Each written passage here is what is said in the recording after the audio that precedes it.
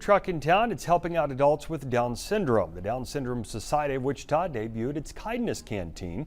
Food truck providing learning opportunities to adults with Down syndrome by teaching them how to work inside the truck. The adults also get paid for their work. The organization says the skills being taught can be used in other jobs. The goal of this program is to provide real-time opportunities and skills so that they can develop those. While they're developing them, they can also practice them in real time. We're actually providing this opportunity for adults and speaking to their ability versus their disability. Okay. The Kindness Canteen's next event is set for Friday at the Kansas Orthopedic Center.